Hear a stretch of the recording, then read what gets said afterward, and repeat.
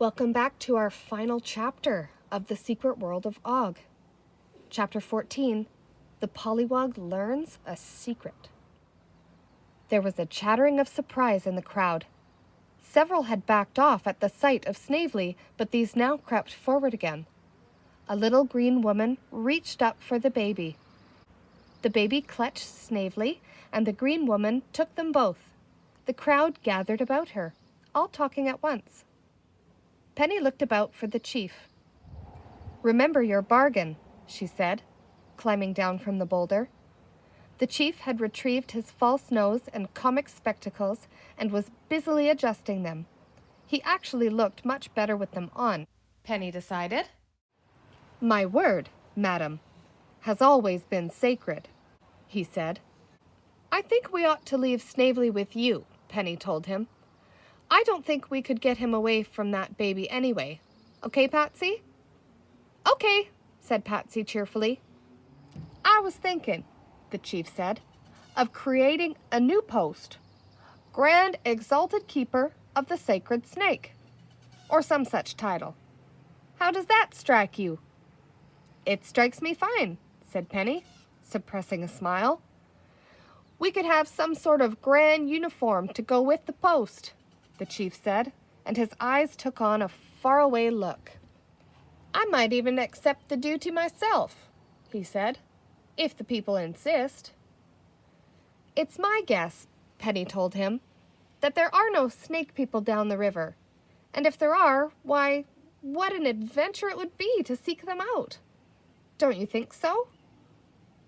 "Well," said the chief slowly, "there's something in what you say. It's been getting a bit dull around here lately, and we are in need of a new game." "But don't you see?" Penny told him. "This would be a real adventure, not a game at all. You wouldn't be pretending. You'd be really exploring. Just think, that river must go on and on for miles and miles, and you've never been down it. Who knows? All sorts of strange people may live along it. What an experience for the first man to find them." "It mightn't be so dangerous at that," said Captain Hook, who had been listening to the conversation. "After all, we're armed." And he patted Peter's cap gun, which he had picked up. "I'm a dead shot," he said to Peter. "I'm a killer." Well, Penny thought, he might as well find out things for himself. And having planted a new and adventurous idea in the green hands of the excitable Ogs, she said no more.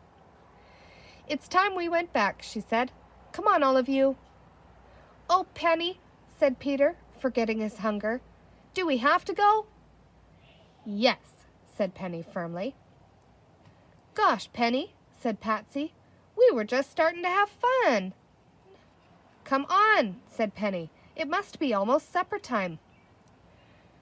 To tell the truth, she too felt reluctant to go. It had certainly been the most exciting game they had ever played. And now that it was all over, the afternoon seemed to have passed so swiftly. "I wish it wasn't over," Peter said. "I wish I was back in my disguise again." "Come on, Pete," said Penny more gently. "Mummy will be worried." The 5 children and the 2 animals started off down the street toward the stairs in the cliff by the river.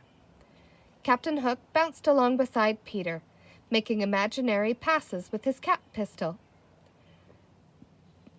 The Pollywog, who was the only one who spoke the language, conversed cheerfully with anyone who would talk to him. "What's he saying?" Patsy asked one of the green people curiously. "He says that he's a dog and his name is Rover," came the reply. "He is a very fine species of dog," the green man added seriously. "I'll have my personal boatman pull you back up the river," the chief said, as the group reached the foot of the steps. "Remember now," said Penny, "you mustn't use the tunnel under the playhouse." "I promised on my word of honor," said the chief in a hurt voice. "I crossed my heart." "You can use the other tunnels, though," Penny said quickly, "and anything you find left around you can have. It will teach the little kids to pick up their stuff before nightfall." She had just about decided that she would leave her set of Lucy Lawless books out. She was growing a bit tired of them anyway. They had reached the top of the stairs and the ledge of rock where Penny had first been taken prisoner. "Well," said Penny, "I guess we'll say goodbye." And she wondered why she was feeling so sad. "This has been the most exciting day of my life," Captain Hook blurted out, and Penny saw that his eyes were misty. She felt a funny feeling in her throat. Suddenly, she wanted to do something nice for Captain Hook. "Here," she said quickly, "take Elizabeth Ann. She's my very best doll, so take very, very good care of her." She gave the doll a last hug and a kiss, and then put her gently into Captain Hook's hands. "The two of you can take turns playing with her," she explained to the chief. "She has hair that really combs." And then, because she hated long goodbyes, she turned and walked swiftly into the tunnel where the little boats were moored. "I'm sorry my boatman doesn't speak your language," the chief said to Pamela, "but he was too lazy to learn. That is the way with young people nowadays." The boatman stepped forward with a shy grin. "Hi, Og," said Peter, recognizing him at once. How different he looks now, Pamela thought to herself. Not a bit fearsome or lizard-like, as we all had thought when we first saw him. The boatman was still clutching the battered toy sailboat, and now he handed it to Peter. "You can keep it," said Peter, not to be outdone by Penny's sacrifice. But Og thrust the boat firmly into Peter's hands as he led the way into the tunnel. "Goodbye," cried Captain Hook and the chief in one voice, and the children turned and waved goodbye. "Let's come back tomorrow," cried Patsy. "No," said Pamela slowly as they climbed into the boat. "That's one game we couldn't play again. It just wouldn't be the same."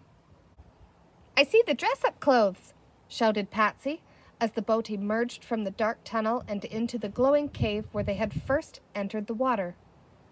"Let's put them back on," said Pamela. "We can pretend we're society ladies climbing the stairs of the palace." "You can if you want," said Penny. "I'm going to give my dress to Og." "I wonder," she thought, "if I'll ever really play dress-up again." "Oh, doesn't he look funny?" giggled Pamela as Og shoved off, wearing a faded evening dress and a floppy hat. "Well," said Penny thoughtfully, "I don't suppose the dress looks much funnier on him than it did on me, or on Mummy years ago, for that matter. It all depends how you look at things." "Bye, Og," said Peter. "Og," cried Og from midstream. "Bye," the children cried. "Og," shouted the Pollywog. And a few minutes later they were all back in the playhouse again. There they are, scrubbing all the green paint off of Peter. "Get a scrubbing brush and some soap and water," Pamela said to Patsy.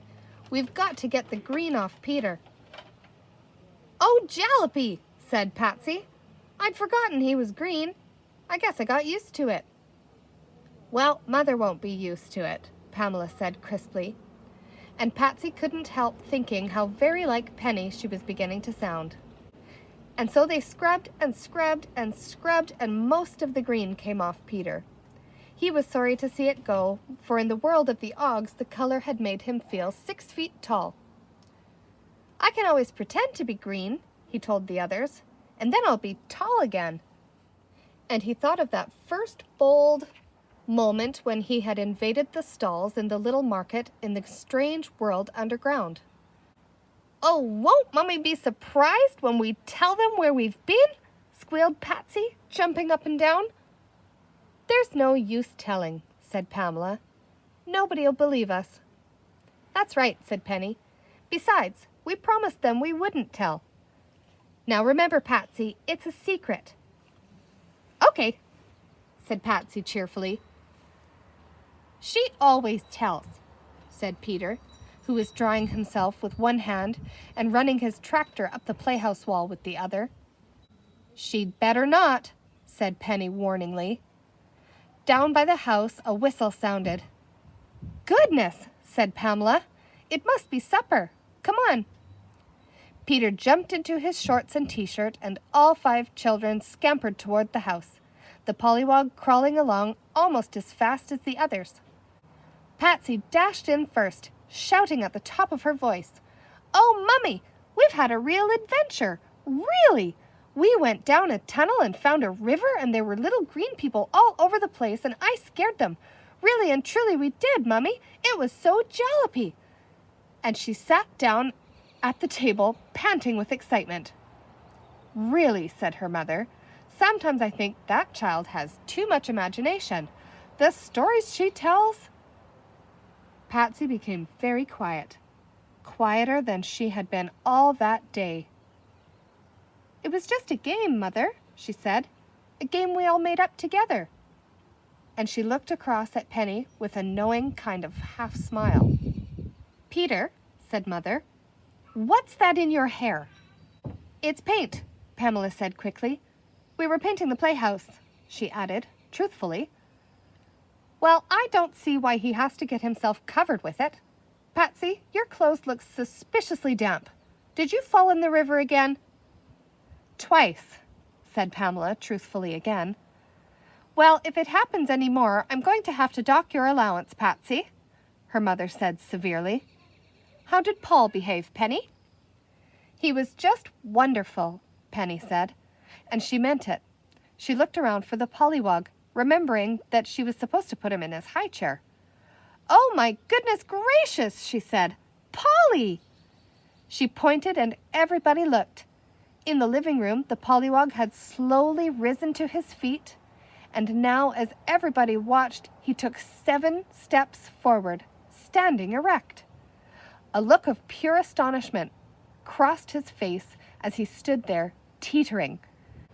He looked down at his feet, and then he looked up at the family, and then he looked over at Yukon King and Earless Ozdick, who were sleeping together, exhausted by the day's adventures.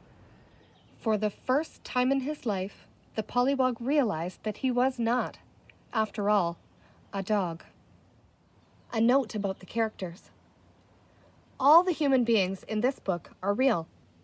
The animals are real, too, though Yukon King and Earless Ozdick have gone to dog and cat heaven.